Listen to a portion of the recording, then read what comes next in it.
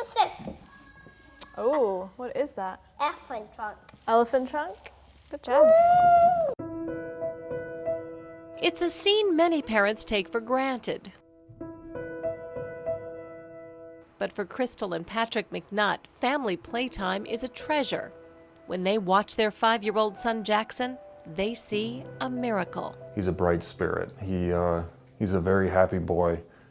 He loves to play with trains and just all the normal boy stuff. When Jackson was born in April of 2008, he was a dream come true. Crystal and Patrick cherished their perfect little boy. But as he grew, Crystal began to worry something wasn't right. At 18 months, I did realize there was not quite the eye contact that I was looking for. He was never too affectionate. He would never want to come over and just cuddle with you or, have that.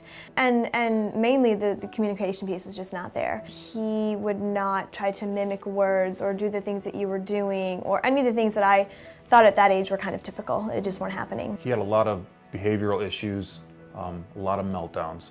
That was pretty hard to deal with. Crystal and Patrick took Jackson to a slew of doctors and finally got a diagnosis that explained Jackson's behavior: autism.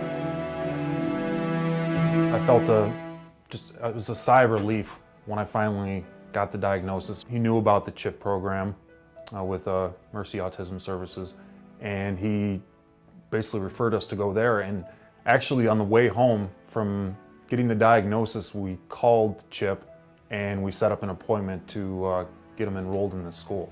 So it was, we moved basically as fast as we could, and he was probably one of the youngest kids that was enrolled at CHIP at the time. CHIP stands for Clinic Home Intensive Program, and Mercy's CHIP program is regarded as one of the best in the world, but it's expensive and insurance doesn't cover any of it. The McNutts were willing to pay everything they have to get help for their son, but they couldn't afford it on their own. With help from the Children's Miracle Network, they were able to enroll Jackson and get their son the help he desperately needed.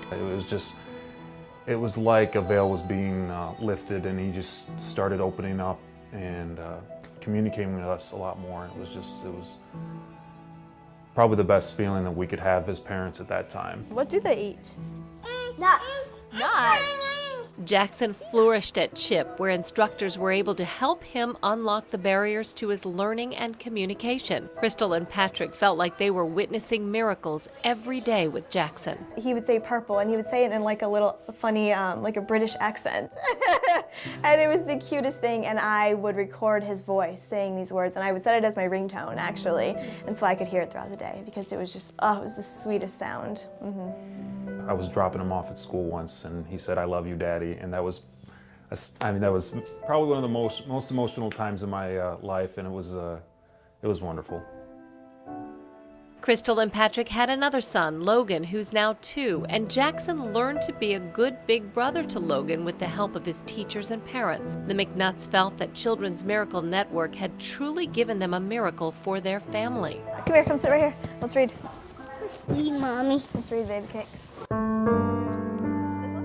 Then, in April of 2012, doctors dropped a bombshell the McNutts never saw coming. He was diagnosed with Duchenne muscular dystrophy, which is it's a fatal disease that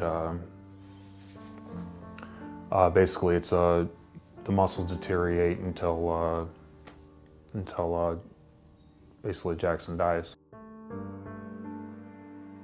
One of the best medical teams in the world for Duchenne muscular dystrophy happens to be at another Children's Miracle Network hospital, Nationwide Children's in Columbus. That's where Jackson will receive his medical care as the muscular dystrophy progresses. And through all of this, the McNutts say they are simply grateful. Grateful that the Children's Miracle Network is helping their son to be the best he can be for however long he's here.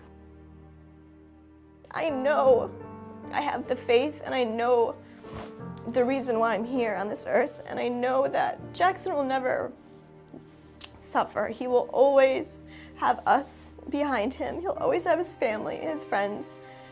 He will have a good life. We're the ones that are gonna have to struggle with losing him.